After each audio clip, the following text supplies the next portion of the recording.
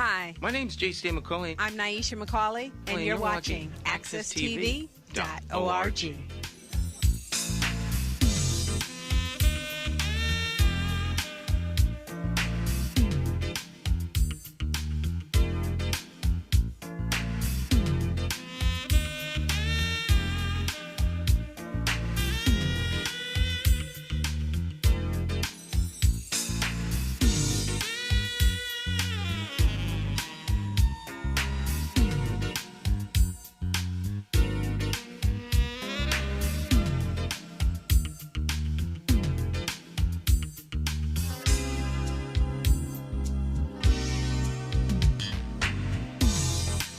All right, my friends, once again, it's time to get our talk on. It's Morning Talk with me, your host, J. Stan McCauley. And, of course, I am never alone. I've always got a couple of champions of talk with me. This morning is no different. And, of course, we are broadcasting live from the greatest city on earth, Hartford, Connecticut. New England's rising star. Folks, you know you can tune in here each and every Monday through Friday right here on Access TV. .org on Facebook, Pinterest, LinkedIn, Periscope, Twitter, and other social media. As we broadcast live from the greatest city on earth, Hartford, Connecticut, New England's rising star, we've got the one and only Mr. Russell Williams. Good morning, good morning, good morning, good morning, good morning. It's exciting to be a part of Morning Talk. I feel a bit fidgety this morning. I've got so much that I want to share, and it's almost like it's coming out of my pores this morning. It was so much going on. I feel honored to be a part of this platform, and it certainly gives us the opportunity to share with those who tune in, our views and our perspectives, and I relish the opportunity. It really means a great deal to me to be able to share with this audience. Well, Russell Williams is here, ready, willing, and able to share. I'm not Russell. There we go. We got Vicky Fennell. Vicky. Hi. How are you? I'm doing good today. It's a little cold, though, so I'm trying to... Cold? You look cold. I am cold. Scrunched up? Oh, I am scrunched up this morning. The only thing I don't have on is I don't have my blanket on my feet, or a little throw. Uh-huh. Sometimes I usually... But I may need that on, I guess, over the weekend. That's why it's supposed to get even colder. Oh, yes, it's supposed weekend? to get colder. And so wow. I started to look at some recipes for soup. Okay. Venezuelan black bean soup. That sounds good. Kind of warmed me up a little bit. All right, Venezuelan black bean soup. Well, that's just one of the soups, but that was the one that caught my eye. It had a little bit of a kick to it. All right, black beans carried by the feet of pigeons, one at a time, from Venezuela all the way up. I hope not. Sounds like, what is it, that coffee commercial, Juan Valdez going up the... Right. Where we carefully pick the coffee beans with the fingers of little children. Yeah. So how's mom doing? Mom is good. She wants to be home. We spoke with her last night. Actually, yesterday afternoon, late afternoon, she was in her recreation class, I guess, which really wasn't a whole lot because they've got everybody separated out, so there's not a lot of activities going on. But she says, how did she put it? I'm bored, I'm tired, and something else she said. And so I took the initials and I said, oh, wow. I said, well, you sound like yourself again. And she says, yeah, a little pain here and there. But she's anxious. I found out that I can bring some of her favorite foods into the rehab facility. And so I just asked one of the nurses, but somehow it got to her immediately that I'm bringing food. So she's all excited about this. So I made a couple of her favorite dishes, and I threw in some protein bars because she needs to intake her protein. I guess as you get older, you need to intake your protein, but you got to lower your sugars. So I managed to find a really nice protein bar that's got low sugars and high protein. So I think she's going to be real happy when she sees her little package. Wow, I could send my daughters over to you to take a course in caregiving. Not just a protein bar, a high protein bar, low sugar. I didn't know carbohydrates. About those. Yeah, I didn't know about those. These were actually sold at the gas station where I go to, and the guys there told me about it, and they said, "Are you going to buy more?" And I says, "Yeah, if you guys keep ordering it, if she likes it, yeah." Mm-hmm. So, you live and learn. So I'm living and learning every day. So what's going on with you, Stan? Enough about me. So Mom is good? Mom's good? Yeah, so Dad is good. I mean, he's just holding down the fort, and I think I'm getting a little stabilized now. So for a while it was a little turbulence. All right. Yeah. Well, I mean, all is well with me. I have no complaints. It could be better, which would make it fabulous, because it's going great. I mean, I'm good to go. Got a lot of things. I have a busy day. Yeah. My days are busy, but I got a client at noon. Mm-hmm. What else happened? I got a Zoom meeting in the afternoon. I have 3 Zoom meetings today. Are you joining us this afternoon? Yeah, something at 2-ish, I think, yes, right? Yeah, yes. And then there's something at 5, and then there's something at 7. So there's like Zoom throughout the rest of the day. Oh boy. Yeah. Everybody's zoomed out. Yeah, so that's how you meet via Zoom, which I love. Yeah. I love Zoom meetings. You can be really productive Mm-hmm. on a Sure. Zoom meeting because Mm-hmm. a lot of people live for the moment and the socialism. Like my wife is a social person. Mm-hmm. Every time I see her, she's on Zoom. Well, she's pretty much for the most part. Yeah, well, she works. Their whole work experience is via Zoom. Mm-hmm. But I mean, she likes going to conferences. Yes. I miss that. Conferences, the work experience, because if you have a question, you go to your colleague's office or cubicle and you get in a little conversation. And so every time you need to ask a 30-second question, you do like I did at the beginning of the show. So how's your mom? Well, moms, you go back and forth about 10 minutes. Right. Yeah. And what you really want is, do you have an extra paper clip? Yeah. And next thing you know, 30 minutes, the company's time's gone, evaporated. So people are very unproductive in the normal work setting. Mm-hmm.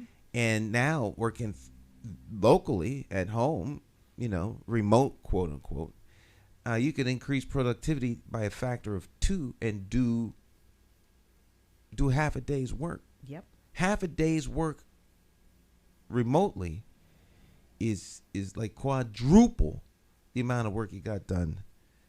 I think you're more focused when you're working at home than you are in the office, because there's not a lot of distractions, depending on how you have your home office situated and if everybody's on the same, page, doing their own thing. Mm. Yeah. So the office has been reinvented, reimagined. Reimagined. Yeah. Yeah. And so people are coming up with very creative ways of getting things done.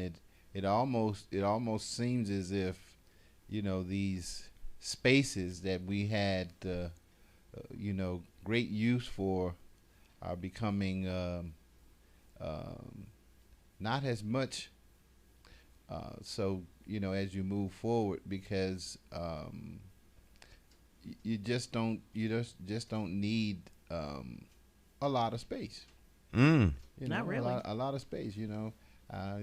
Apparently, the there's certain sectors, of our population that, or certain sectors of industries that,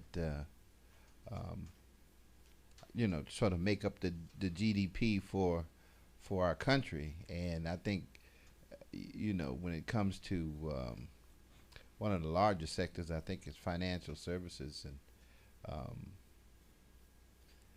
that's sort of what we export, throughout the world. Don't forget automotive. Well, that's huge too. That's huge. I mean, we have a solid manufacturing, base that makes. But I don't know how it all breaks down. But I think that certainly, in the world of transactions, the need for a lot of space, if you will, just becomes just not necessary. I mean, and working from home is it's not just a convenience. It really is less stressful, I think. Mm-hmm. In a lot of ways. The commute is cut down. Yeah, in half. Exactly. It's a 10-minute commute. Yeah.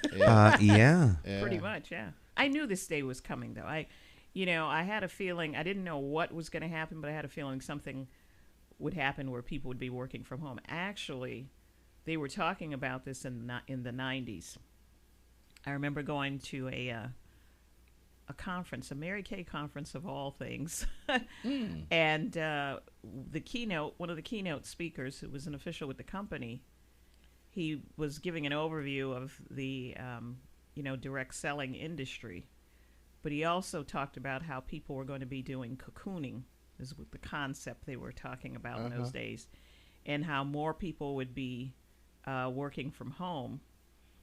And in particular, he said that this would be very good for our business model, because it started in the home, and where the demonstrations were brought to, the woman's house, the hostess's house. Makes sense. Yeah, and so they had been talking about this for many, many years. Now, since COVID has hit, it is really, it's taken on a new life of cocooning, but also now you've got the technology with Facebook and all the other social media aspects. So makes a lot of sense. Makes a ton of sense. I can attest to the the necessity, if you will, of transforming because of technology. Mm-hmm. The technology now is so advanced. The only thing that concerns me, really, is just how safe it is, and how secure. Safe in what? Well, the data, how because they're collecting data, obviously, through channels all day long. I mean, to where they basically are developing these profiles on people and things, that, almost, it almost can anticipate your thought, almost. I mean, you see that when you write an email in Google. Yeah. You'll start typing, and then all of a sudden it will already come up with some words that are, a part of your sentence before you even actually type it. It'll pop up. Yeah. Well, I don't know whether we were on the air talking about, did we talk a little bit about this yesterday? I talk all day long, so the conversations, all of them started to be one big blur. They're one blur, but one of the conversations was about the security of data, and I remember saying that it's as secure as data that you had working at Aetna, so to speak, and the truck. Remember, the trucks would come up, the shredder trucks, and then there's also the trucks that take iron. Was it iron? Iron Mountain. Iron Mountain Info Shred. Yeah. And they take your data to a data vault, your files. May need them. And storage. You store them. Yeah. Well, remember when the place caught fire down here on Capitol Avenue? Yes. Yep. That's with somebody's data gone. Gone. So, I mean, I think your data is just as secure now, because if your data's in one of these,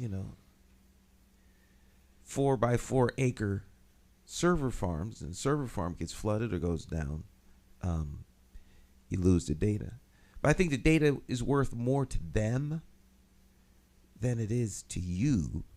So they're going to do everything imaginable to secure the data. So when you say security, are you talking about how safe is your personal information from other people, or how safe is the data? All the above. When I think of security, I think about the ability to actually manipulate the data. I think that it's almost like when you see people transpose things, or they superimpose things, and they can take, like we're doing now, my voice and put it on your head, sort of thing, and be able to, malicious intent. Yeah. There's. I'm just saying. I think that that there's obviously, ways in which, you can deal with that, because obviously if there's a way to create the problem, there's a way to fix it. So I'm concerned about. I get concerned about how. Because so much happens kind of at the moment, or in the moment, how much of a loss can potentially occur. See, I'm an insurance guy at heart, so my thing is really all about risk management. Well, I think you come up with a nice little insurance package, Bronny. Yeah. Data insurance. A whole line there of There you go. You can sell this to the regular consumer, like just a rider on your home policy that will insure the data on your website for you. I look like an insurance guy. I think I have a product that you might like. That's right. No, I'm just joking. Well, no, I hear you. But I think malicious intent. How safe is the data you have in the safe deposit box at your bank, that someone breaks in and your box just happens to be one of the boxes they hit, and your stuff is gone. Well, see, I mean, just like Morning Talk, you got to be mindful of folks who are trying to grab the narrative. Mm-hmm. They want to, somehow, suggest to others that what you said wasn't really what you meant when you said it. Mm-hmm. Well, they have to create the controversy in order to get people to watch the show. Yeah. Well, that's a motive. That's a motive. Yeah, it is the motive.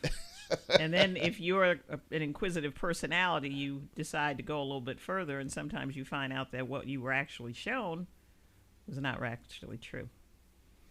So that's for people who are willing to dig deeper. That's it. Yeah, and go further. There's always that personality that likes to dig deeper. Yeah. Well, those might be like your reporters. Yeah, well, maybe the old-time reporters. I don't know what the new ones are doing. There's still some investigative reporters. There's still some, yeah. There's still some out there. I think few and far between. I was watching a Christiane Amanpour. Oh yes, Amanpour. Remember her? Amanpour. I don't know how. Yeah, because I don't watch cable news at all. I don't have cable, so. Yeah, I don't. Watch we it have. much. That's not true. We do have cable, but it's the absolute basic. Yes. Minimum package, so that we could, believe it or not, watch public access, which we don't watch. But we have the basic cable, because, of course, the internet is through Comcast. But I had no idea that Shepard Smith had left Fox. Oh yeah, he's been gone for a long time. Yeah. So that's how often I watch cable news. But she was interviewing him about conservative news and Fox. And I guess Rupert Murdoch's son had made some comments relative to the fact that Fox News had some splaining to do or some complicitness with the mindset of the, American public. of Trumpism. Oh, okay. And it's now he has his own brand now. Trump. Well, you have to separate. Do we that have from Bidenism next? Is that coming up next? Now that may be. If maybe with all the presidents. Considering what I heard him say this morning, I said kinder, gentler dictator. He says if anybody even so much as in my presence talks in a demeaning or condescending or down way in my presence, I'll fire him on the spot. Okay, who said this? President Biden. Oh yeah. So I mean, it's. Well, I wish he acted like that during the campaign because he doesn't need to act like that during the campaign. He won, so Yeah, he did win. irrespective of how he acted, he's the It's hard, president of the United States. Yes, but what I'm saying is that kind of disposition, it's hard to put together 70 some odd million people who did not vote for him, and then you come in with that. This is going to be interesting. Well, I only mentioned that. This is going to be to interesting. mention to about the Trumpism, Bidenism. Yeah, but this is going to be interesting. It's going to be very interesting. But Shepard talked about, because she wanted to really pin him down on what he thought. Mm-hmm. He said he is a journalist. He prefers to be unopinionated. Right. He is, for him, it's the dig. It's digging to find out the facts. Information wherever the facts lead. Right. And, you explore and find out the information. He was the head of the news desk. Oh, right. And so as such, he felt that his job at Fox was to be a counterbalance to the opinion side. And I think that's the problem. There's the line has been blurred, not by the media outlet, but rather by the consumer. The consumer has blurred that. It's like the sports consumer for like WWE. Yeah. Is that real sport or is it entertainment? So, the real sports people, like people who act like wrestling, collegiate style wrestling, Right. would never consider WWE wrestling. Right. Okay, but it becomes blurred by the consumer. And the entertainers, they just in business of entertainment. Hey, there's an audience for it. We sell it. Right. People come. We hype it up. Right. American style football versus rugby or soccer. Right. You don't have all this gladiator equipment protecting you, and it's a 1 hour game that's played in 15-minute quarters, and there's all these rules and there's all this protection, and it's drama. It's high theater happening in real time and unfolding. And but the news guy was saying he likes to dig, but the problem was that they kept adding hour after hour of opinion. Right. And the opinion is selling. It's hot. People want to hear the opinion of others. And the opinion about what's going on is vastly different from the facts of what's going on. Right. Yeah. He saw himself as a counterweight. And he never said it, not what I watched. I watched about maybe 10 minutes of this. It was actually an extended piece. But he never said anything disparaging about the opinion side. His frustration was that it kept encroaching into what he considered the news side. And you've had this in newspapers for forever, It seems considered like for a while. the tabloid news. Yeah. So, is the New York Post considered a tabloid or is it considered news? And when the tabloid does hard news, because they're more willing to take the risk, where is the real journalism versus opinion? I think that opinion has really crept in a lot lately. I can remember when years ago, of course you had the 3 channels, it was hard news. Then Or at least that's what we were led to believe. Yeah, and then what happened? And then what happened is you had these offshoots of different shows. You remember the shows that would kind of be the opinion of what the news stories were. So you had your political shows. This week, David Brinkley was one. Right. You had, I'm going all the way back, Yeah, right. a Grand Skiing Company. You had all these different shows, the talk shows, Dick Cavett. Yeah. And so those were the opinions, the personalities. And so, but that was separate from the news. I felt that the news in those days was hard news journalism. Yeah. The news. Yeah. There is a need to make the distinction, and there is really, I think it's almost unfair to some degree that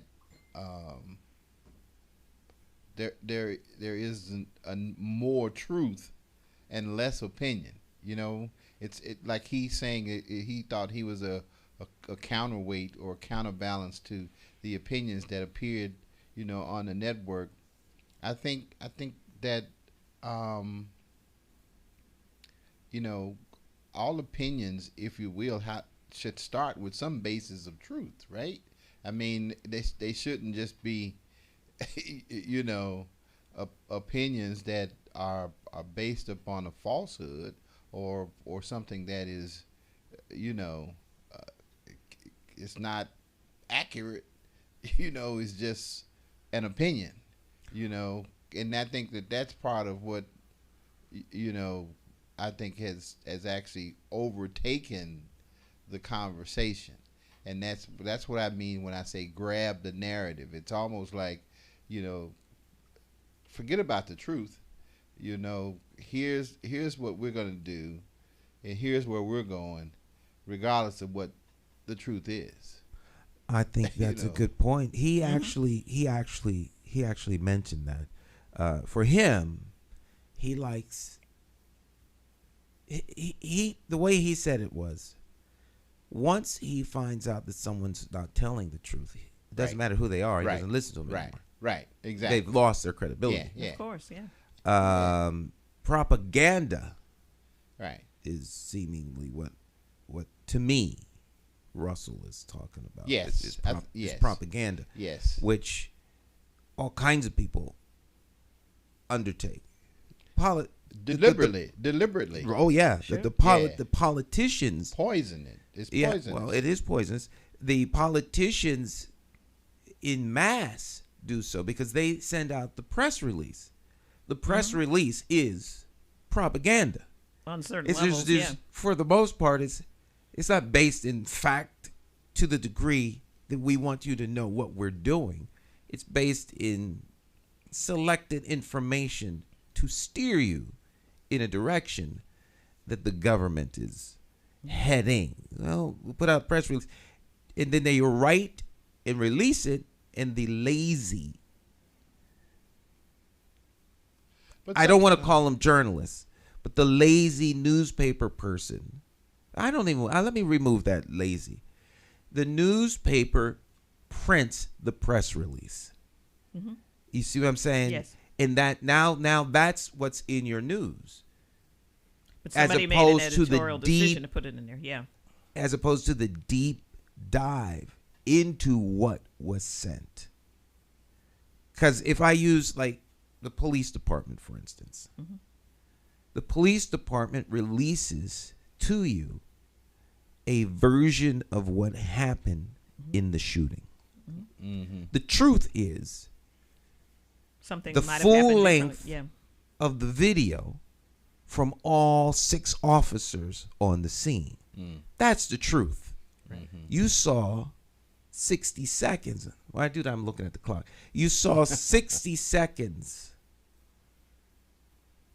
of several angles Right. Yeah. in a 60-second scene, and you're somehow supposed to be taught, you're supposed to buy into and believe face value on the credibility of those who are telling you these are the facts, this is the truth. And I don't think you're given enough information to be objective enough to establish for yourself its truth. It's something that you take at face value. But at least that has some basis of truth. At least it has, some reference of truth. I mean, the video, even though it's giving a perspective, which obviously can be largely opinionated, because it's a perspective, it still, covers, the fact. The fact is something happened at this moment that was actually put on camera and on tape. What I find abhorrent is frankly, when folks just dismiss the facts and say, well, that nothing happened there. You got a tape. Yeah. You got a tape in front of you. You know what I'm saying? You got a tape in front of you, and the tape clearly says something happened, and you for some people reason don't want to admit that it could actually happen. Yeah. So Yeah. there's a psychological thing that goes on. Well, that can't be. Right. Now, what are you talking about? Right. It's like when you deliver a certain in a conversation, and you Right. say some first thing person says is, "Oh, you don't know what you're talking Right. about." Yeah, that's- Or I don't believe that. I don't Exactly. believe that. I don't believe Exactly. Yeah. that Exactly. the 9/11 buildings Exactly. plane That's thing. it. Yeah. That's I Exactly. not I'm using this as just an example. Right. You know, Right. I don't This is what they say. believe Right. that happened in a vacuum. I believe that the government flew planes into the building. Or that Oswald was the lone gunman.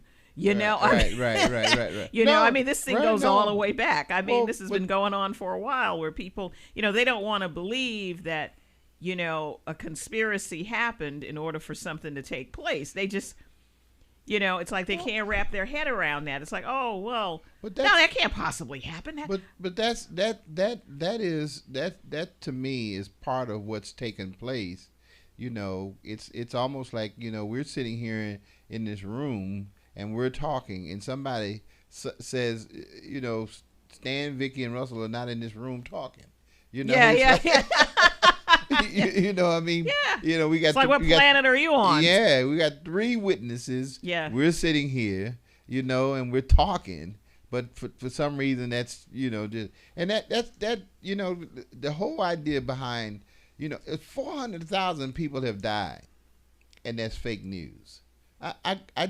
I find that abhorrent.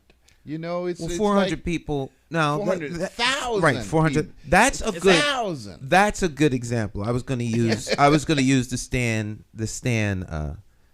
Stan, Vicky and Russell analogy, because the person who tuned in on Monday would say, or even yesterday, because Dr. Bowen joins us every day via Zoom.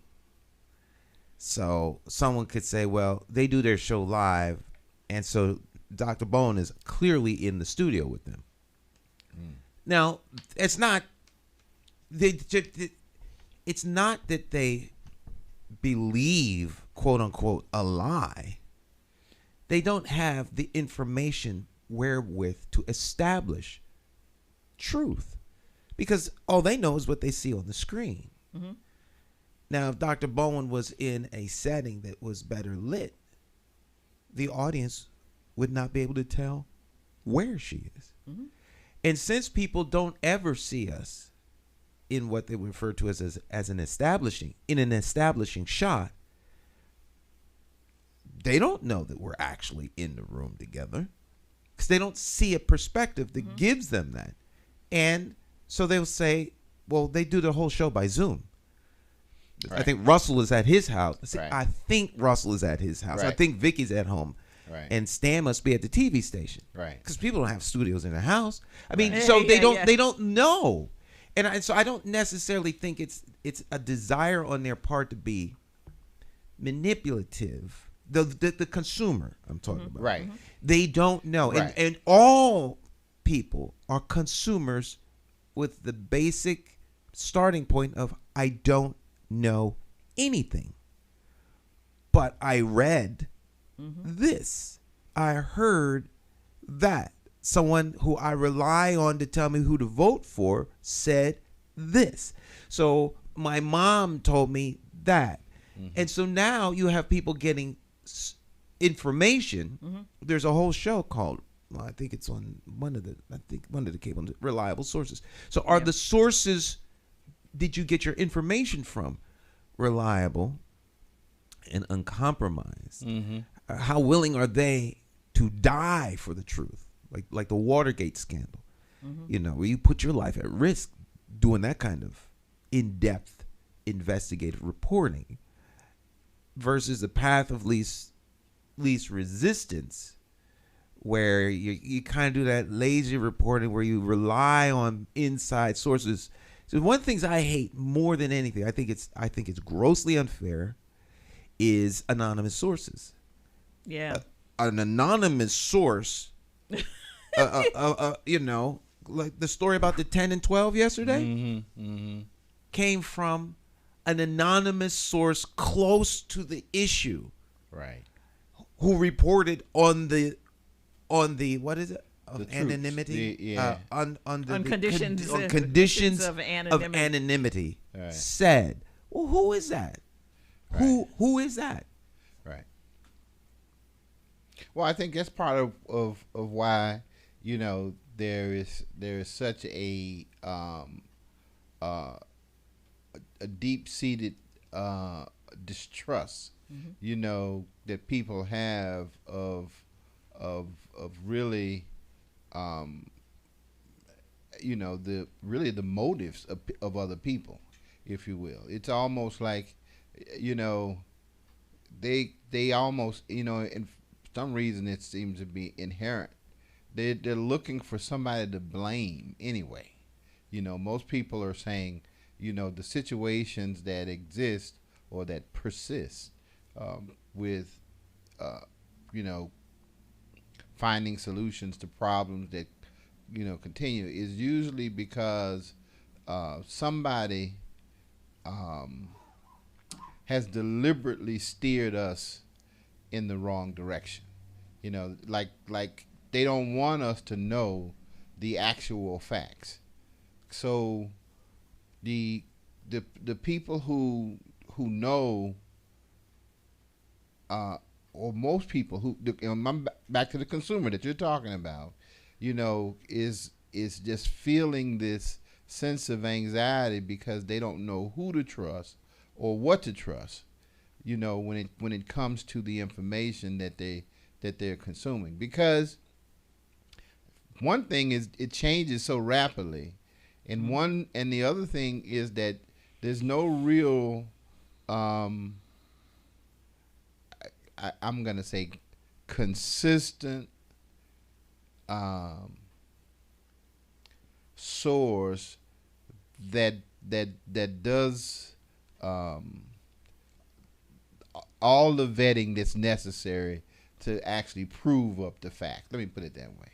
You know, because you're right. It's not consistent and it's not credible. Right. That's what it is. Yeah. Because you don't know, because for some reason to change the channels, sometimes it's just wanting to hear what you want to hear. Silos.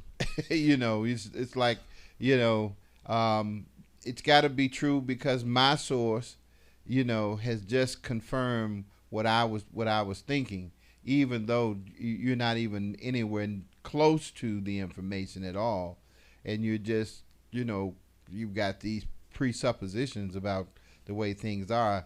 It's like the lady, you know, who's a Harvard grad who believes in the QAnon stuff. You know, it's like everything's a conspiracy. Well, conspiracies on that level.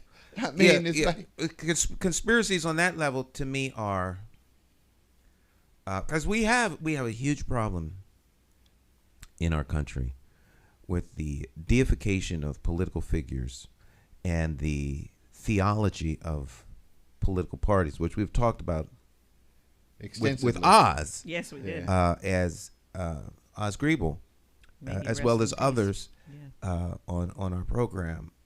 And that extends far beyond just parties. It goes to your team sports, celebrities. And that's celebrity the good book news talks about this in terms of they shall heap unto themselves teachers having itchy ears. They Yes. want to hear something, so they find the purveyor of the reinforcement. That's right. Of the what message. what I believe to That's be right. so. People That's are right. looking for validation of Right. what they believe. Right. Right. Okay, and I mean it can break down to things as simple as, boyfriend, girlfriend.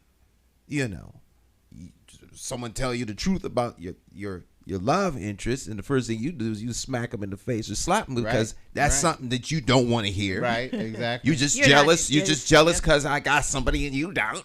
There's somebody you got ain't yours. So I'm telling That sounds like something more than females would say. I don't think you guys say that as much.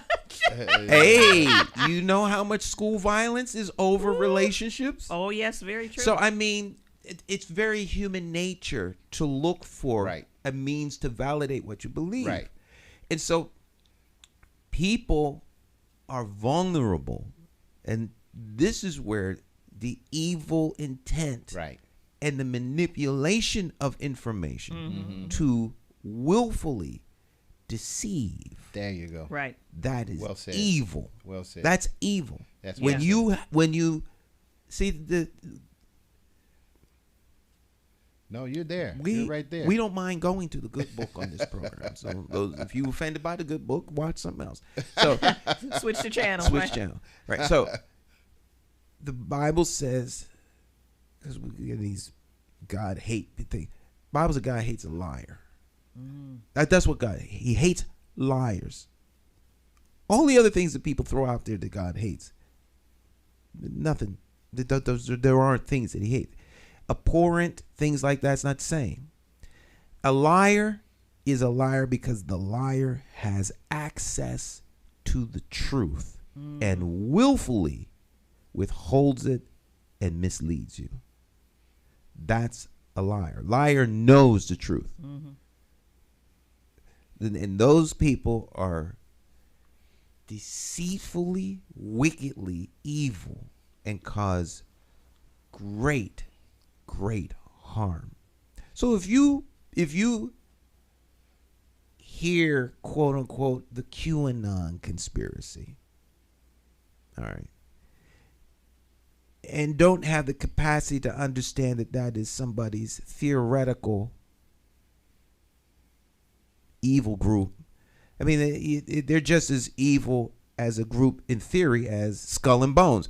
I've never been to a Skull and Bones induction meeting. I've never been to a meeting. I've heard of Skull and Bones. Yeah. I don't know the first thing about Skull and Bones. Right. But if you listen to people, if you go by what you've heard, Right. everybody's well informed, which is nothing more.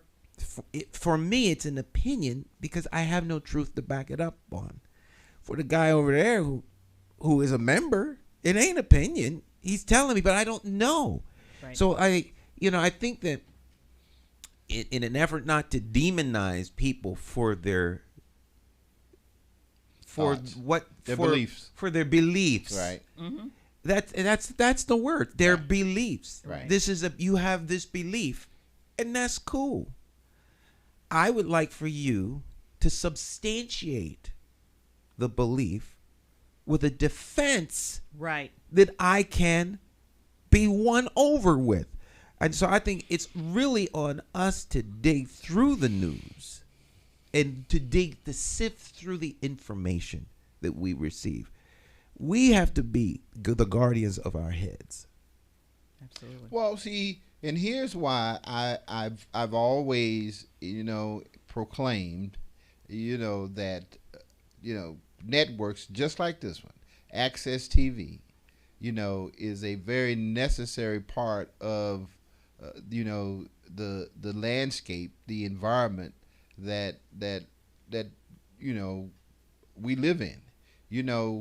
the sources of information, and I'm not disparaging other sources, if you will, where they get their information, could be very, very credible.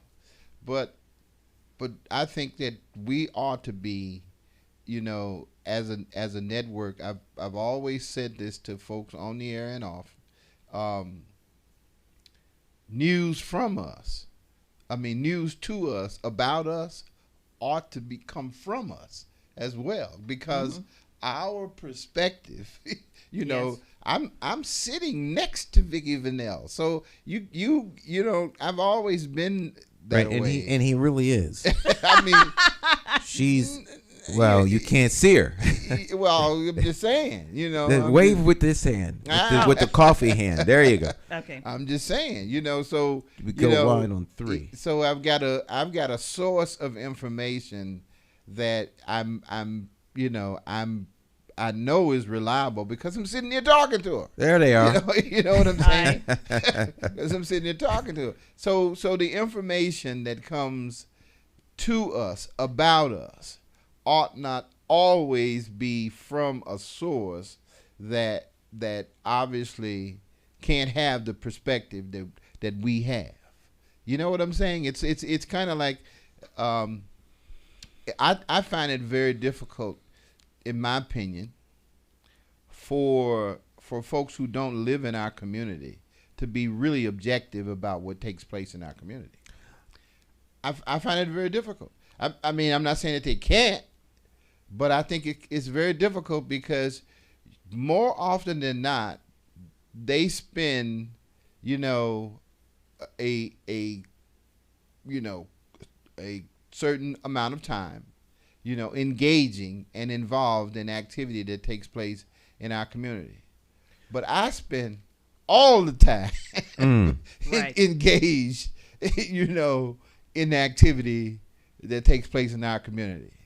And there may be people who you're talking to that see a situation and can sum it up and say it in such a way that you can take it and it could be a version of the truth, but I just believe that it requires greater context and it requires more history for you to come to certain conclusions about the kind of facts that you want to convey to others.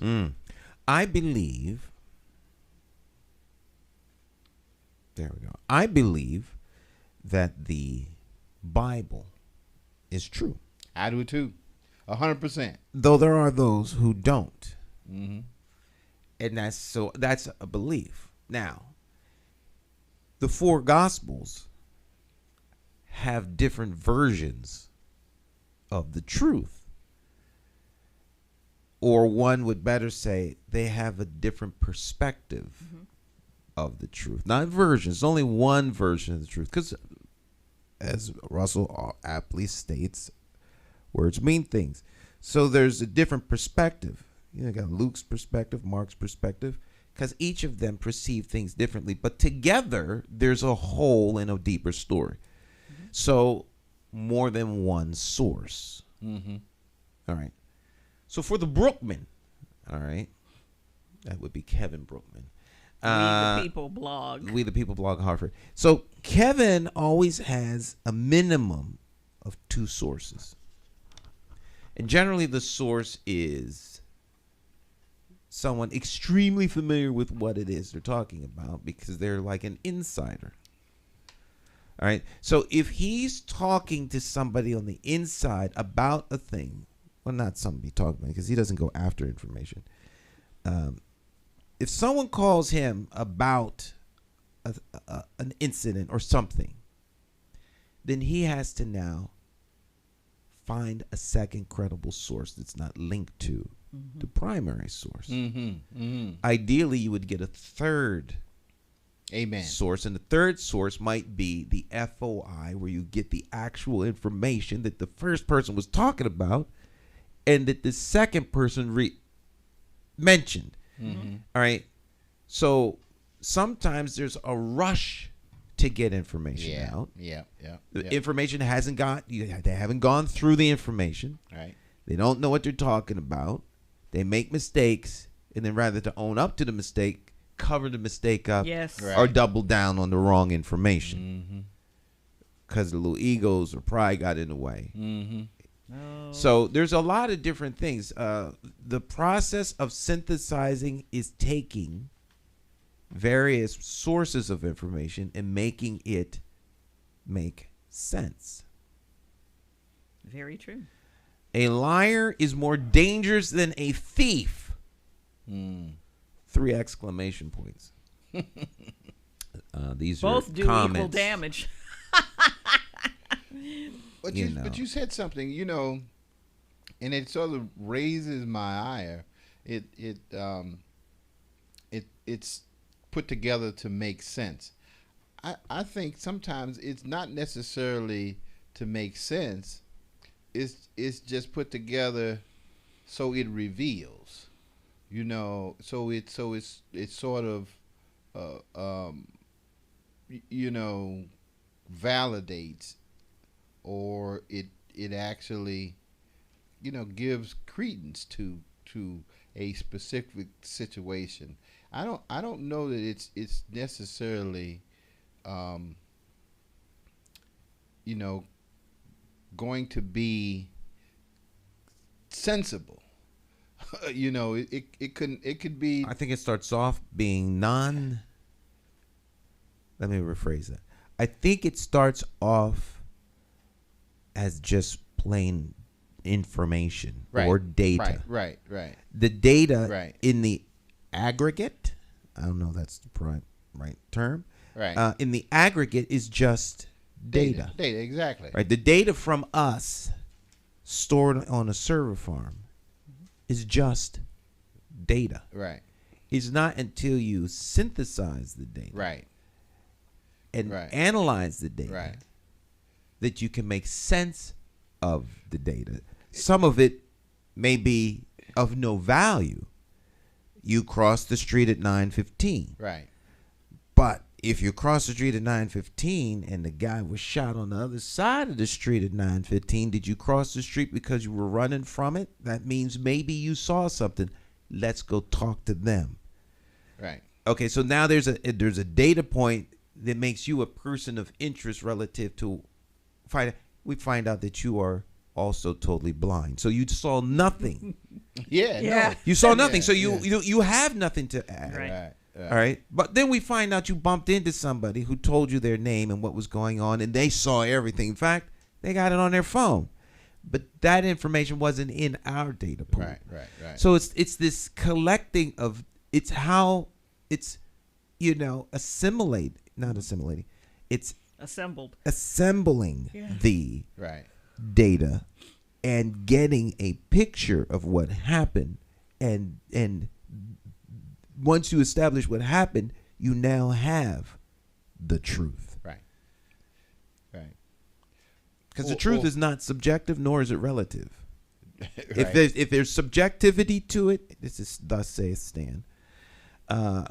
If there's subjectivity to it, then we're not at truth. Right. And I think one has to be honest with oneself. Otherwise, we start buying into things. Like The Daily Show. Nothing about The Daily Show was even remotely the truth. But you got a whole generation that grew up thinking that The Daily Show was the news. Because they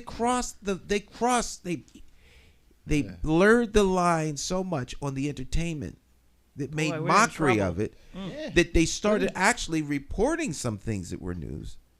Major assets, major stars, presidential candidates started going on The Daily Show because The Daily Show had a big audience. And now people start to think, well, whoever is talking is the purveyor of truth, Right. because we want to trust them. Right. Not that they have any credibility, but because we confer, like a degree. Right. We confer Right. on to people Right. credibility Right. until such time as it's lost. We as individuals I confer to my priest, I confer to my rabbi, my imam, credibility. He gets credibility by default at 90%. The doctor gets credibility at 100%. Use your doctor, your mom's doctor. Right? So Let's hope, huh? start off started off at 100% until you're making some bad decisions, Doc. Right. Drop down to 50. Till finally, you are not the right doctor. That's right. So and then others we start off with, they have zero credibility, even though what they may be saying is the truth. So they have to earn your trust. And I think we, to take a line from a James Bond movie, trust is easy. Knowing who to trust is what's hard. Very true. Well, that's you've just given a very vivid illustration to me, an explanation as to why I spend so much time in Scripture, because the truth, and I believe, as you've aptly stated, that the Bible is 100% true. And, I know that there are those who will question that because a lot of people simply don't understand it, and probably don't spend nowhere near as much time trying to as I do. To dig. See, so you digging, exploring. Big time. Big time. Not just the surface, but I want to understand, how, such things could occur, and why, and so, but again, that's why, things that are outside of it, to me, I mean, we can talk about the facts, but facts, in truth are, truth I call the highest form of reality. The highest. So the things that we deal with here, are facts. They say that one more time. The truth. The truth is the highest form of reality. Well, we starting to get philosophical here now. The highest form of reality, because it like you said before, there's nothing abstract about it. There's nothing subjective about it. I'm sitting here fidgeting. I'm paying attention to you. Fire the cameraman. Hey, listen, I've on my phone too. But at any rate, I'm looking at a newspaper article. Right, I'm working. We do. We multitask. We multitask. This is morning talk, man. This is morning talk. It's radio. You can see I'm building pieces of the control board here with tape. While we have our conversation. Russell's on his phone. Right. She's reading articles, but we're having fun. Yeah. But we're listening to each other. Without a doubt, Yeah. we are intently. Right. Because the key to talk is listening. Absolutely. Absolutely. Actually, I sat in on a really good conference call. It was actually very interesting. It was an interfaith prayer service, basically, on Sunday afternoon for healing and division. And it was put together by a group of various, I want to say clergy, probably that's the proper word, Okay. that were from all over the state. And in yesterday's Hartford Current, one of the organizers of the call From Bridgeport. I yes, saw that, yeah. Reverend Carl McCluster, who I do a little work with I've heard of him. Yes. Hopefully we can get him on. I'd love to talk to him a little bit more to find out how he pulled all this together. I think he'd love to come on. I think so, too. Yeah. It started at the state capitol, right? Yeah, this one was at the state. Well, the one that made the paper was at the state capitol, but the one that was on Sunday was that was via Zoom. Mm-hmm. And so he's part of a group called the National Faith Leaders Collaborative. So they've been holding virtual services, prayers for racial justice, and the event on Sunday was as I say, various clergy, various faiths, rabbis, imams, ministers, and it was prayer, and each contributed with a book, a prayer from their holy book. They came with their perspectives. It was very beautifully done, and that's interesting. Yeah. That is something that is universal. Right, because it doesn't matter. All faiths. Yeah, and all faiths pray. Everybody was saying the same thing basically. Yeah, all faiths. And it was I enjoyed it. I was one of the lay people on there, but it was very good. So I'm gonna reach out to Carl and see if we can he can come on and talk a little bit more about what the organizations that he's with these with the clergy and what they're trying to do. But basically they're trying to. It's about healing the divisions in the country. Right. Well, it's interesting because I've heard one, internationally renowned, if you will, minister refer to prayer really as a petition. You're petitioning. You actually. As prayer, you're petitioning God. Mm-hmm. You're petitioning Him to really act on your behalf or in your stead on a particular situation, which is sort of akin to, like you were saying, confer. We confer, certain task, if you will, onto others. You handle this, for us because you've handled it, admirably. The young lady who was the poet laureate, who spoke at the inauguration yesterday, to get that kind of distinction at that age, I mean, just 22. Yeah, I mean, it's remarkable stuff, but it's because she's got that gift, she's got, that kind of a gift, it can be used as a, vehicle of conveying, the will, if you will, of people. And I think that gets, that takes us to the heart of matters, because, most time, people have a certain respect.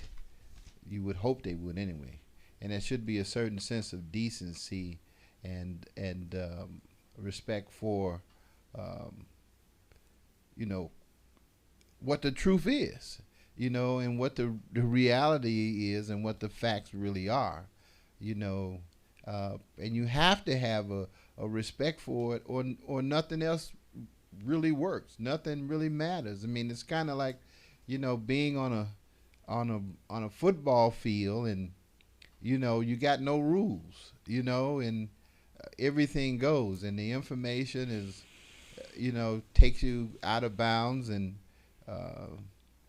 there's really no rhyme or reason to it. I found that a lot of the stuff that we've been witnessing over the last few days, to me, it just kind of just didn't make any sense. It's like, what were people hoping to accomplish by destroying, the league? It's like, you've got, this Constitution that we all are supposed to abide by, and we're all using as a basis for our collective, effort to be better.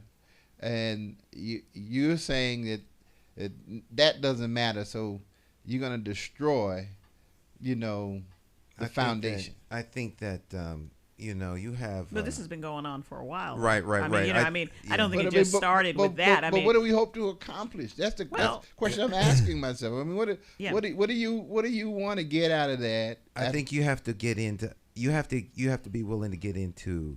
You have to get into the almost like the psychiatric, a psychological analysis mode, because it's.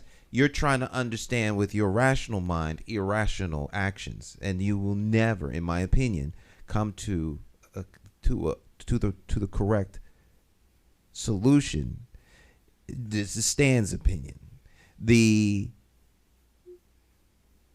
only person with a vested interest in maintaining the league are the league owners and people who are gamesmen in the league. Okay. Right. Okay. The folks with skin in the game. The folks with skin in the game. Okay.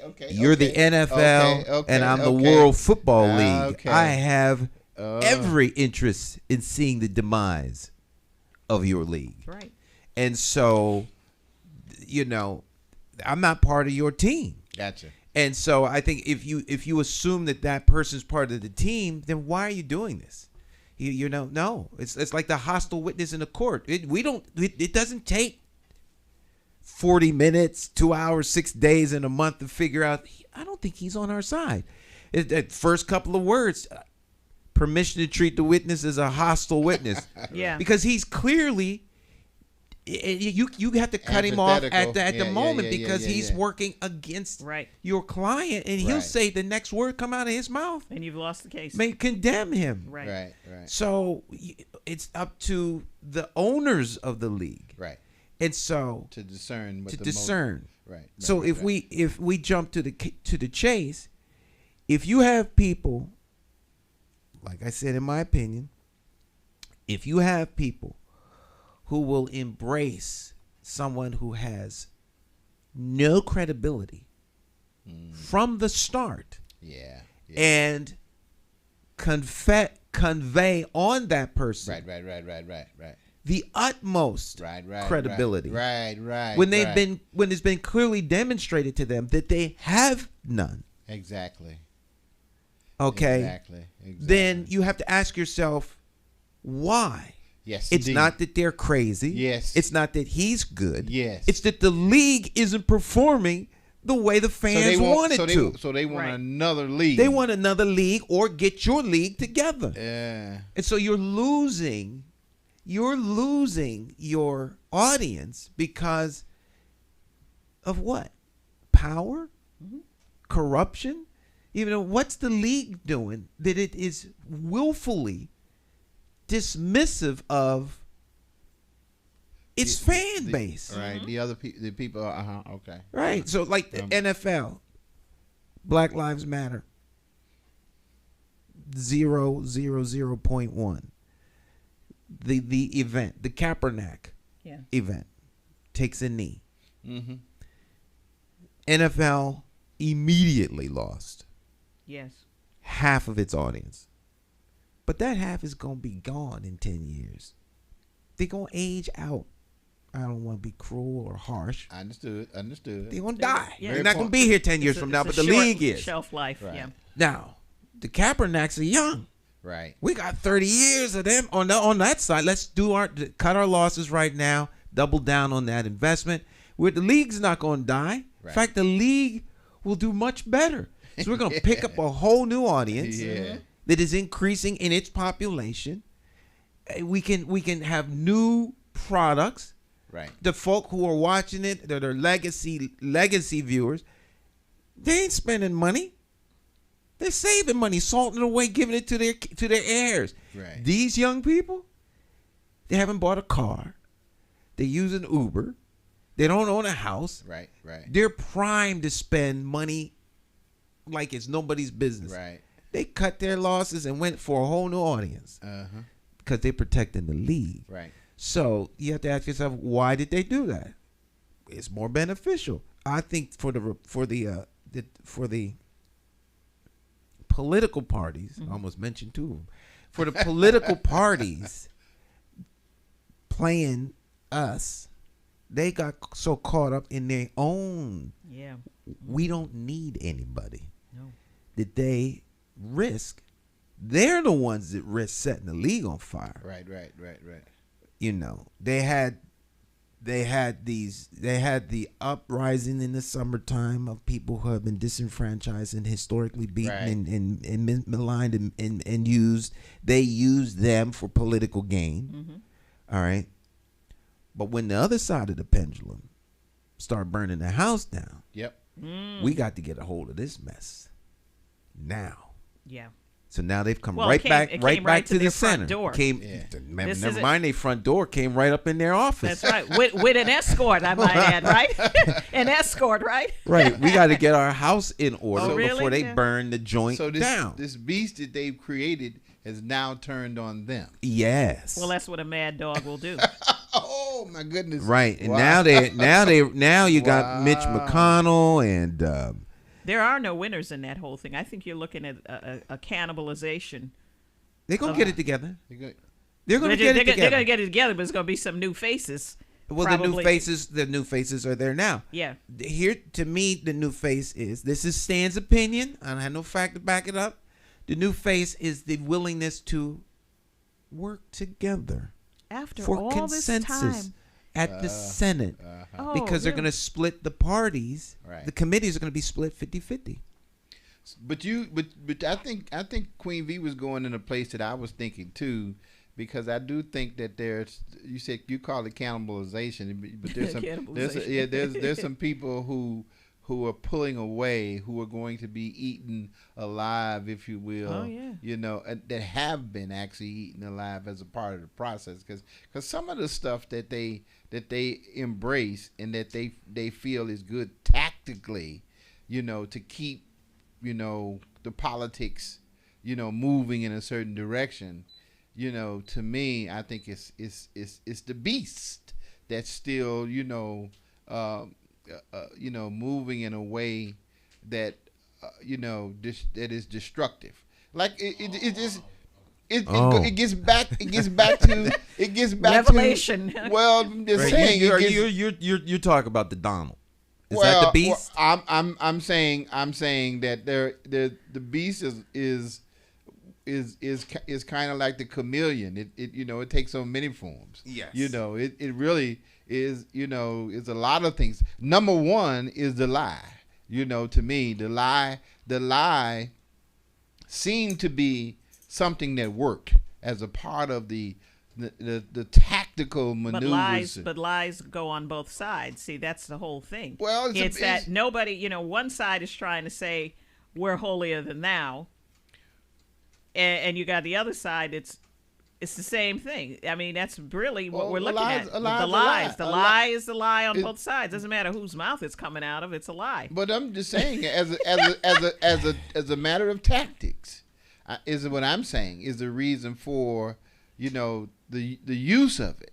You know, you use, you know, lies as a way of manipulating, you know, your audiences and drawing them into, you know, a place where they're supportive. Well, they're both doing it. It's a psychological. I mean, it doesn't matter. It's a psychological warfare that's going on. It's where I thought you might have been going when you said cannibalization. Because I'm saying in my mind, you know, people are destroyed. You can go back to the book. For lack of knowledge. Thank you. Right, and without the knowledge, you don't know. You don't have the data you need in order to Make the to know. decision. Thank Right. So you have they have created a monster A monster. of monumental proportions, And who is a master communicator. All right. And to me, when you get on a battlefield, you should know the opposition better than the opposition knows themselves. Mm. Or they will eat your lunch, your children's lunch, your mama lunch, and everybody else's lunch. They're going to come for you with everything they have, in my opinion. So they've created a monster who is independently wealthy, knows what the lay of the land looks like from a certain vantage point. knows the lay of the land. Mm-hmm. You allowed direct access Yep. to all your data. That's That's right. it. All your information. He just wanted to get out alive. Yeah. And did. And did. And that's not the end of it. So now, Well. Now- Okay. now, right, because, is Pablo Escobar still alive? Is he? I don't know. Alexa, is Pablo Escobar still I alive? think he is. Isn't he? Yeah. Pablo Escobar died on December 2nd, died. Oh, he did. 1993 in Medellin, Colombia. Yeah, that's He right. was 44 years old. Alexa, is El Chapo alive? He's still alive, I think. Joaquin Joaquin. Guzman Loera is still alive. He is 66 years old. We'll see. Now, Joaquin, right? Mm-hmm. Mexican, I think, Yes. drug lord. Mm-hmm. Powerful people may be trying, but they very rarely go to jail. And those guys is criminals. Yeah. All right, so powerful people do go to jail. Now, what was my man's name? Which one? Epstein? There you go. Mm. He didn't go to jail.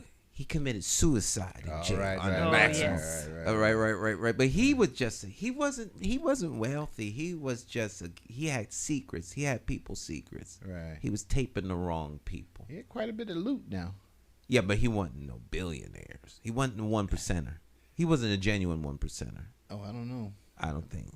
Alexa, I thought he was quite what positive. was Me too. Epstein's net worth? Here's something I found on the web.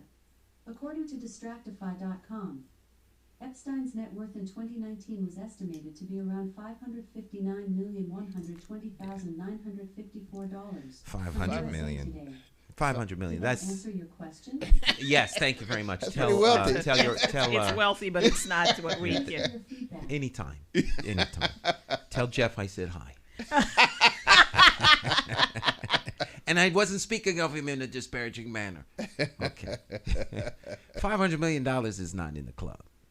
Well, excuse That's me. not in the club. You have to be billions heir, The 1%ers, $500 million. That's trailer park.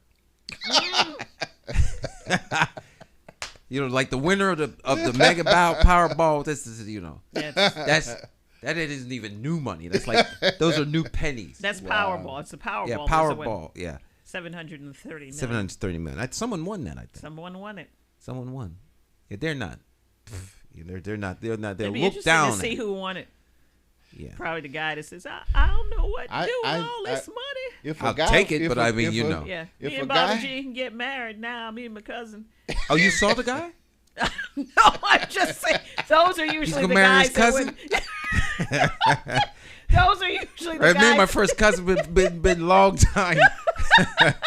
Those are usually the This guys is that where win. it's appropriate to take that break before we die on Oh, the my on the God. altar But those are the guys on the that win, altar isn't it of true? political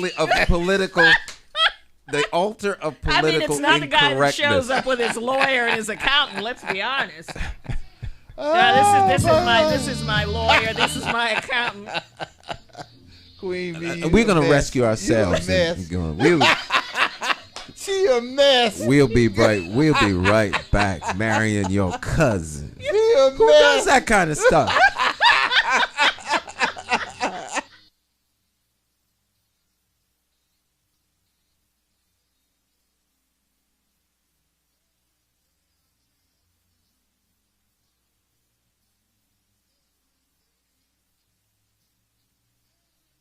Have the blues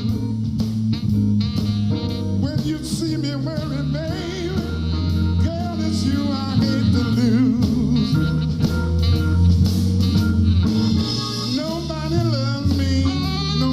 seems to care. Oh, nobody loves me.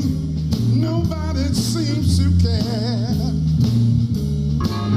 When you see me worry, baby, girl, it's you I hate to lose. Here's a part I like.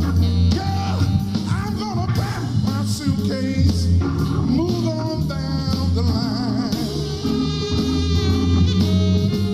Pack my suitcase, move on down the line. When you see me worry, sugar, baby, it's you I hate to lose. Mr. Norman Johnson on guitar.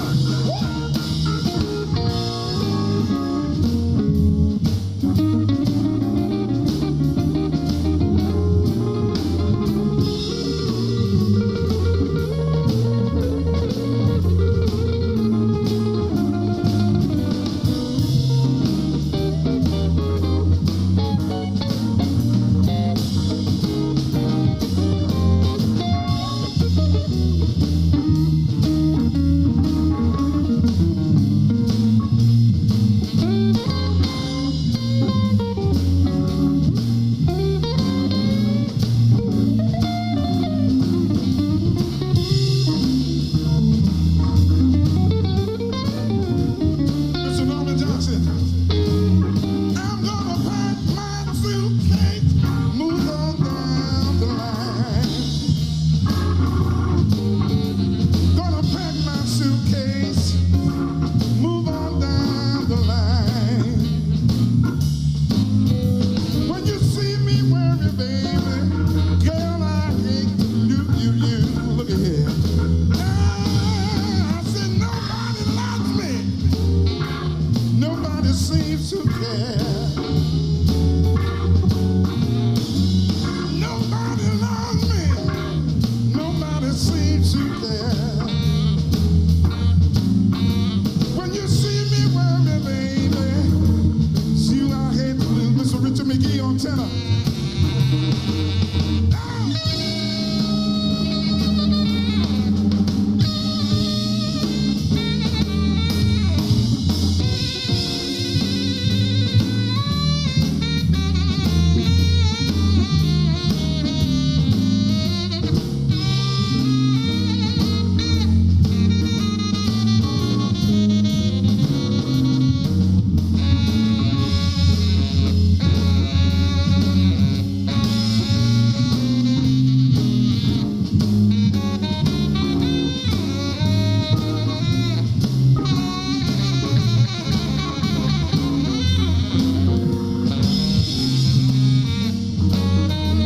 Mr. Richard McGee. On organ, Mr. Ellie Green. Go ahead, Ellie.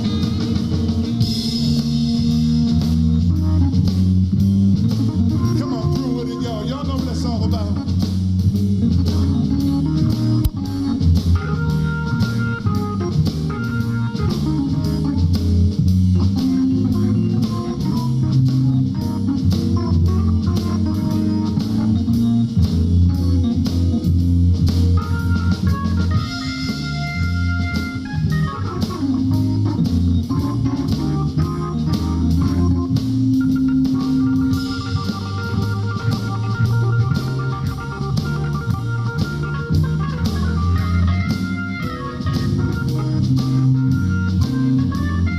Ellie Green on organ, y'all. I said nobody loves me. Nobody seems to care. Nobody loves me. Nobody seems to care. When you see me worry, baby, God, it's you I hate to lose. Thank you.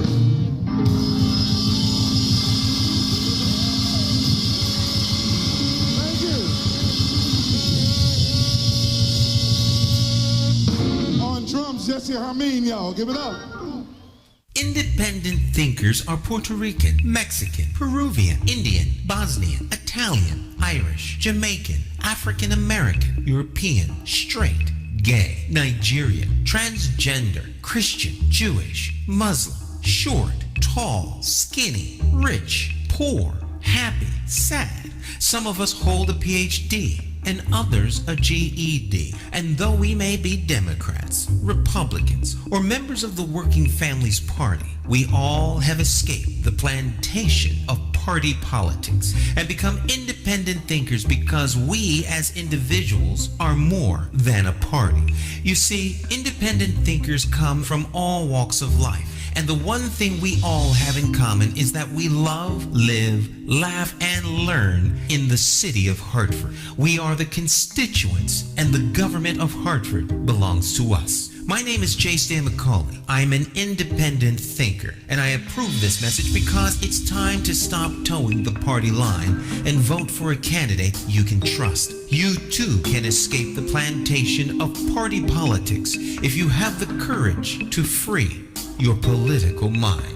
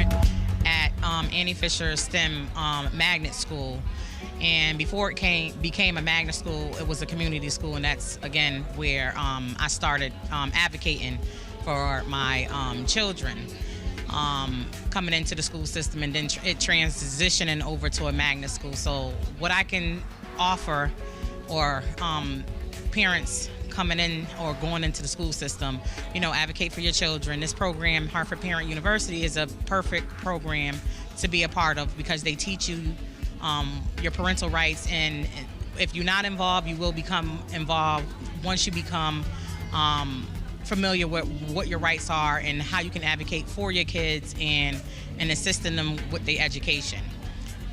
If you want to go ahead and go far, you want your children to succeed, this is, like I said, the best program to attend, so that they can go ahead and have a better education. And if, by any chance the administrative at the school isn't listening, become a member of the Hartford Parent University, and this is where your voice will be heard and all your concerns, just like the rest of us parents. We are a part of something, and we are making a difference in the community of Hartford. So just want to say thank you.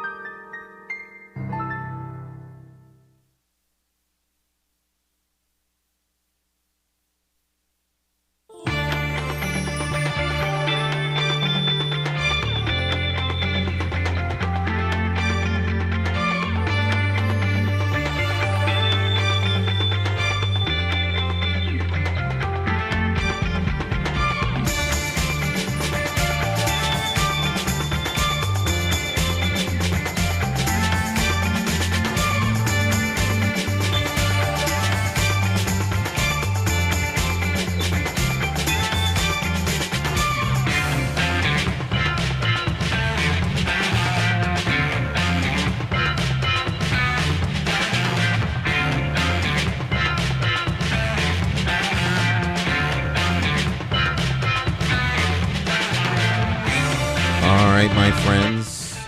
Welcome back. It's Morning Talk with me, your host, Stan McCauley. Of course, with me, we've got Russell Williams. Yes, sir. Vicky Fennell. Hello. And we're having a grand old time. We're just old-fashioned, running off at the mouth. That's exactly what it is. Right. That's exactly what it is. Yeah. I mean, this is fun. You know, this is it's talk. Well, hey, That's what we do. And you know, Mondays we have serious guests on Mondays. And Wednesdays we talk about education. Tuesdays we try and get a little bit esoteric. And on Fridays we have kind of like the ladies' hour. I call it because there's two women and one man. Nice. Very And nice. I've been conditioned Addison decorum. as at man's school to just acquiesce. You know. Nobody's going to ever accuse you of not being intelligent. Hey, That's a smart move. You ask me. they teach Stan that is always a gentleman. at husband's school. Yes, dear. Yeah, been there. And it happened by default. Anytime there's more than one woman in the room, and one is a little older than you know, you be shut up. You're a very It's, smart guy. That's all I can say. You've learned well. You've done well, Grasshopper. I try. You can now leave the temple. You'll learn a lot, I tell you. Yeah. You know, life will be much more gracious towards you. Yeah, I always laugh at the guys that say, you know, I'll tell my wife what to do. Okay. Right, till you get home. Right. It's a whole nother story. Mm-hmm. All right. Unity, not division. This is on the front page of the nation's second oldest continuous Is that the Harvard print Current? newspaper. That's the Harvard Current. Oh, wow. I hadn't The seen that. digital. seen This that is the one. digital version. Oh, nice. Not. I like the yeah, color, the yeah. graphics on that bad boy. Look at that. That's nice. Isn't that nice? Very pretty. Yeah. Oh, wow. What is it? F11? Yeah, there we go. Wait a minute. Um, Bad day for Wall Street. I want to talk about that. Yeah, there it is. That's the front page of the Current. You go out, get you a copy, have this mounted under glass.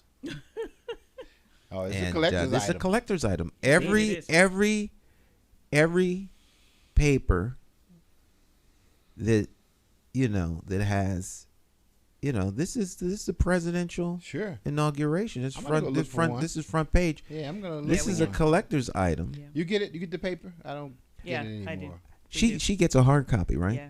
Oh, you My do? mother's got all of those papers going all the way back even to Kennedy's inauguration. Wow. Looked like it just happened.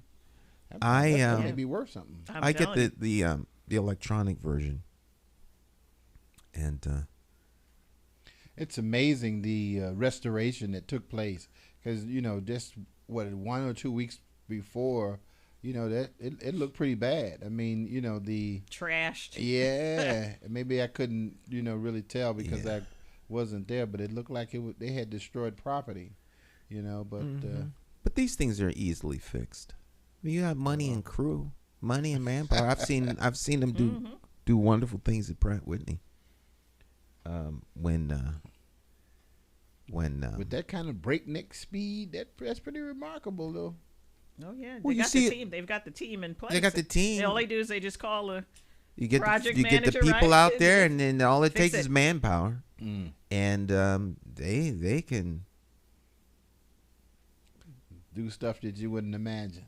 You go to lunch and come back, it's done. That's it. Right? Get it fixed. Not a Now. problem. Money is not an object. I had a guy explain this to me. One of my buddies, Jack. He was my economic advisor. And I remember the very first time we met. and he reached out to me. It was interesting. He reached out to me. He says, I'd like to talk to you. Have do breakfast, be my treat. And he said, it's all right. So we went out, we talked, and he I won't go into all the conversation, but he said, a lot of times people, you hear them say, well, all they do is throw money at the problem.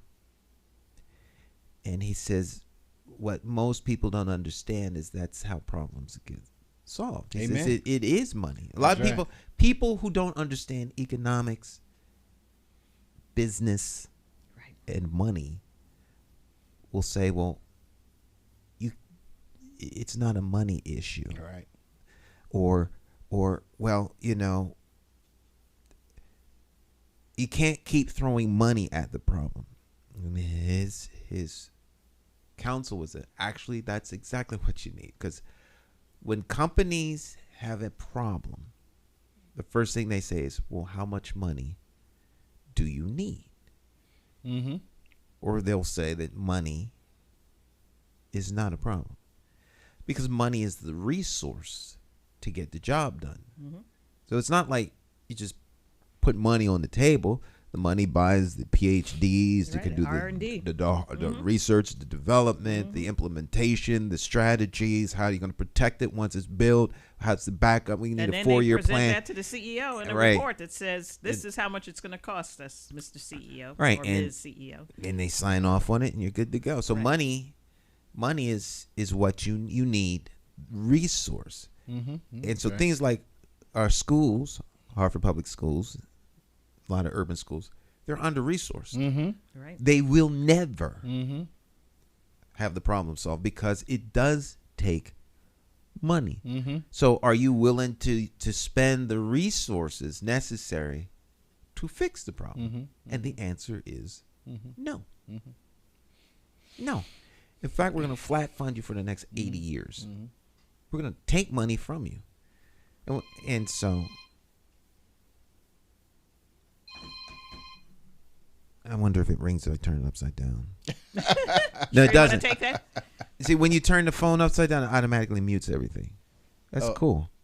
I didn't try it with the ringer, though. I didn't know that. Yeah, at least on this phone. But yeah, money is what you need. Well, it's certainly, especially in our society, capitalistic society. I mean, but I think in most societies, frankly, it's what everything is kind of filtered through. It's a resource, like you said. It's filtered through, money. So there is obviously a need for it. It's kind of like the oil that you use to make sure that your engine runs, the way that it should, kind of thing. So you kind of, you have to address it, because without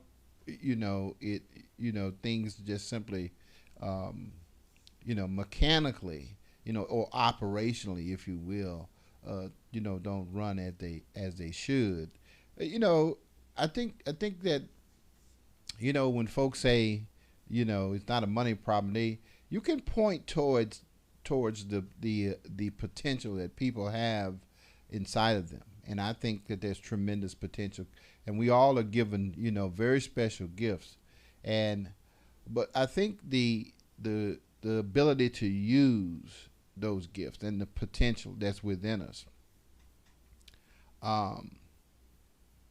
to use them in a lot of cases, especially inside of this society, it requires, that lubricant, which is money, and so, folks are making all kinds of decisions, if not all decisions, for all intents and purposes, based upon, whether or not they've got that kind of resource, whether or not they've got that kind of what I call capacity or elasticity, to do certain things, regardless of what they're doing. Irregardless. I mean, it's just there. The book says this: money answers all things. It does. It So- it really. There's something that came to my mind as you were going through that, which may help explain a little bit about the schools in a pure financial sense. Companies will put the money forward and put the resource, but as Russell was talking, the idea, the notion of return on investment, because companies will not put a dime forward to something where there is no return. Right. They're not pouring money down the drain. It's a resource that gets a return. Maybe if the school system gave a better return on the investment. Oh, that's a great measure. That's a great measure. The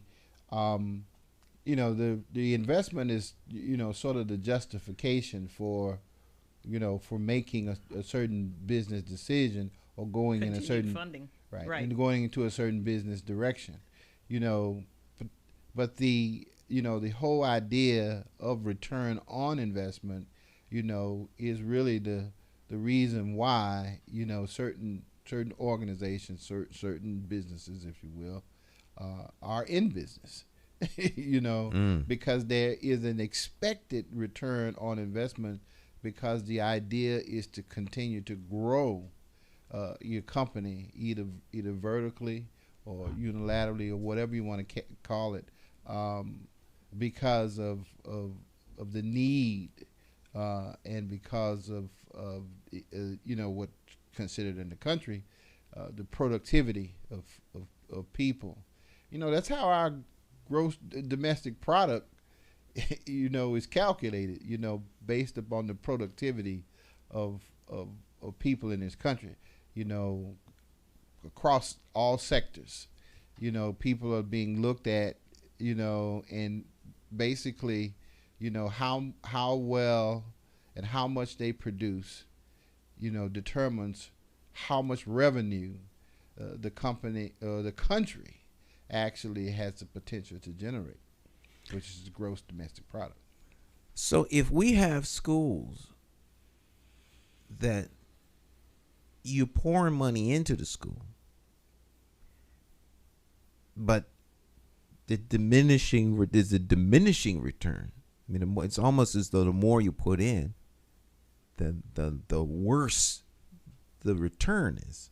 Oh, yeah. You're pouring money in. Oh, yeah. It'd be different if you poured an extra $20 million, and you got 10% more graduates. Right. Mm-hmm. $40 million, and you got 11%. Yeah, $60 million, and you got That's- 15%. that's what But we- it's at least going up. But it's like you Right. pour all those we call 20, that- 40, 60, and it goes from Yeah, no. 30 to 25 Yeah. to 20 to 15. We call that diminishing return. The diminishing return. So we have a diminishing return Yeah. on the investment. Yeah. So the money is going to the people, whether it's books, paper, wax for the floors, new lights for the field, groundskeeping, salaries, Yeah, bonuses, yeah. health care, Yeah. pension fund, all the things that it goes to run this thing. But this thing is there for one specific task, to produce educated young people who could be ready for a particular workforce or something. But that's not what we're getting. And Kingswood Oxford gets that. Of course. Loomis Chaffee gets it too. Miss Porter's gets it. Avon. Yeah. One of the And those individuals probably that run those institutions are held accountable. Whereas in our particular case, no one's held accountable. Well, Are they? If the system produces what it's designed to produce, maybe the accountability is making sure that we don't get a return. That could be. What a breakthrough, Stan. I mean, I mean, Yeah, sometimes you don't want competition. that's it. And it never used to I be mean, like so you that. know, which you kind of have to have, because otherwise you create monopolies, and as a matter of fact, the antitrust laws won't let you create monopolies because they basically illegal, and you could price fix and all those kind of things. But what we sit on here in Connecticut, we unfortunately, especially Hartford's not that far from the largest financial center in the world. I mean, New York is the cornerstone of commerce throughout the world.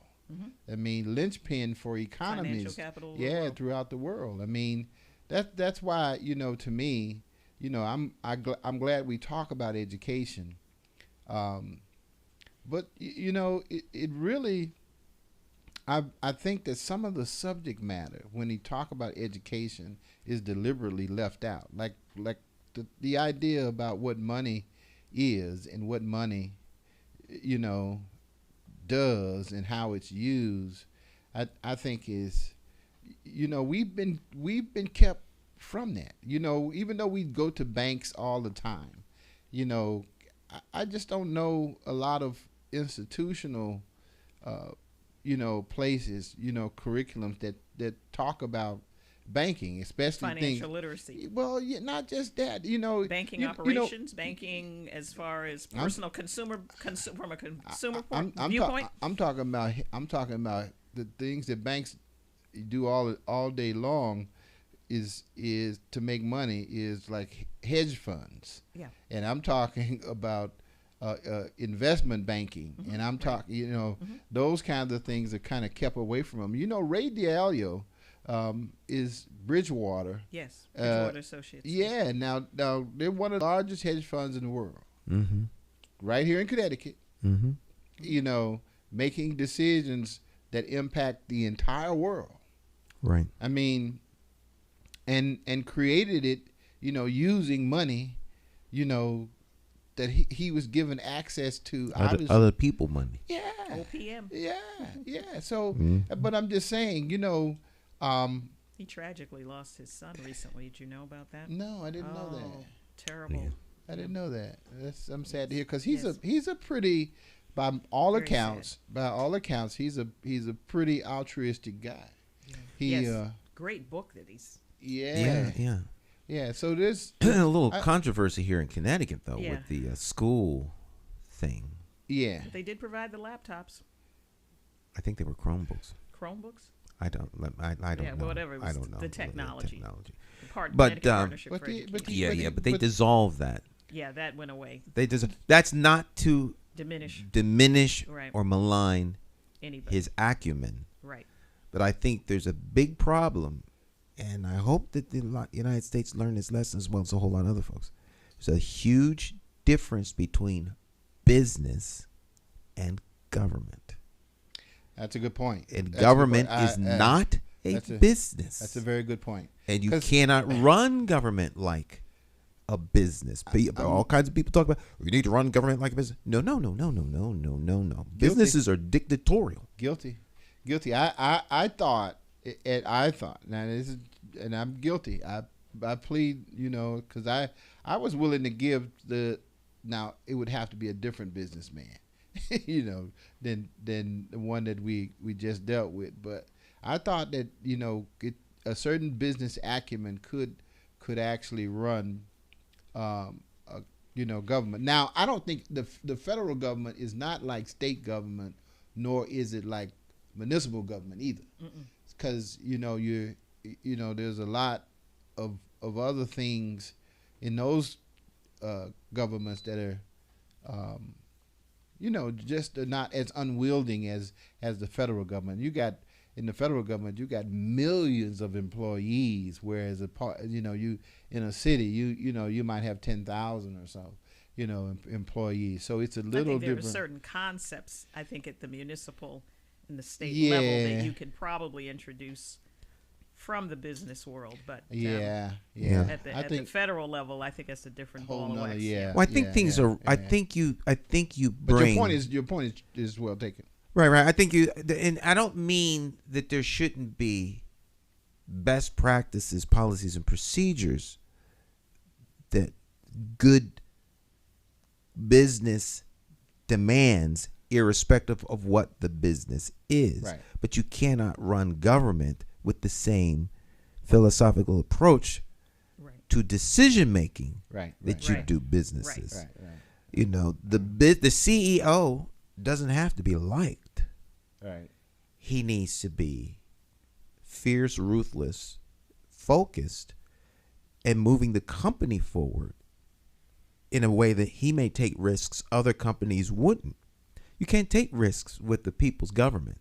And so the system is set up with checks and balances. Right. There's circuit breakers, so you don't go, you're running off with the passion of the House, you know, over into the Senate where it slows down and you're more thoughtful. It's meant to be give and take because you're representing literally thousands of points of view. And we come here to debate the issues, come to consensus so that we can move forward as a united body who's very much on the edge, but we agree to disagree. We're going to hold each other accountable with these laws.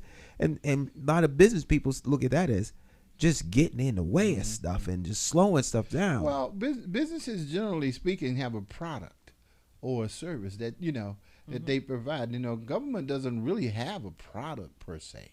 You know, it's there to sort of, you know, be they provide services. Well, they provide service, but their job. I mean, they're not manufacturing any products. Right. But they're it's not the United States Inc.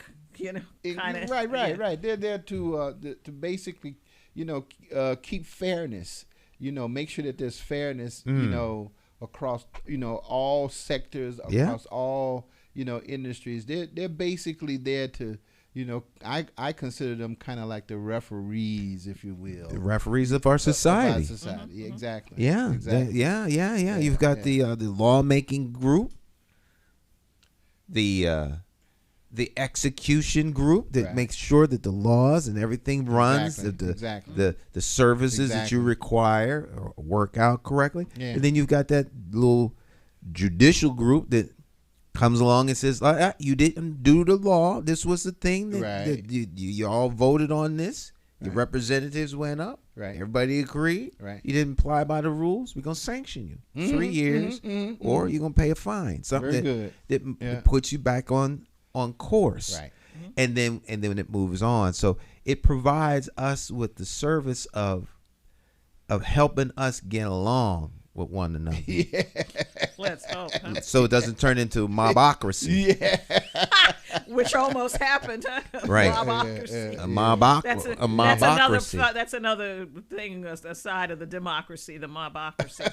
Right. Well, the mobocracy has been going on for a while too. Almost like the country was founded on it. I mean, really. My mob is bigger than your mob. That's right. Yeah. Taking your land. Yeah. Right. Yeah. It's but, but the education piece is still, it's still primary. It's still, I don't think it could be put any more succinctly. Our people are destroyed for lack of knowledge. And that's just, it's the bottom line. It's not, folks just don't know. And it's almost as if, in some cases, they don't even want to know. They don't. Oh, they don't. You There's a lot of people. You can't handle the truth. Yeah. Well, you always hear it all the time. I don't do politics. I told somebody in the gas station. She didn't like what I said, and I told her. I said politics affects every facet of your life, especially local politics. Yeah. I said you had better start getting interested in it. Yeah. And she went out the door in her face, and I said, she didn't like what I said. Is she from Hartford area? Yeah. Well, I said we're gonna have a follow-up conversation with this because I'm going to show her. In fact, I think now the time has come for me to put a lot of this stuff on a chart because I think when people see it graphically, it changes everything. So I said that's my goal. I says, I'm not going to talk anymore. I'm going to say, Just look at this. You're either directly or indirectly impacted by it. Yeah, and I think that's right. I think the direct impacts, and then there's the indirect impacts. There's no doubt about that. I think when people see that on paper, it's like, Yeah, you can't escape that. It's a part of the landscape. Yeah, it's time. Yeah, no, time. Before we go, I just wanted to. We lost another Hartford treasure this week, in addition to Patricia Williams. Oh, no. Another woman by the name of Margaret Tadone. And for those of you, Margaret Tadone was she was on the city council. I'm sorry, she was elected to the Hartford Board of Education in 1965. And she did a lot of work with the Greater Hartford Association for Retarded Children. Oh my goodness. In 1951, she had a child who was physically and mentally challenged. Did a lot of work for developmentally disabled children, curriculum in the school system, and she also worked with the late Eunice Shriver. Obviously, Special Olympics, sister of President John F. Kennedy. And Eunice always said that the foundations that were started made it possible for her to establish Special Olympics. So there was a great write-up about both ladies in the Hartford Current, Patricia Williams and Margaret Tadone. Yesterday's Hartford Current. So read about them both. God bless them both. Amen. All right, folks, we're out of time. 2 Hartford treasures again. All right, we will see you here tomorrow. Join us then, okay? Ciao, ciao, ciao. Ciao. Be blessed.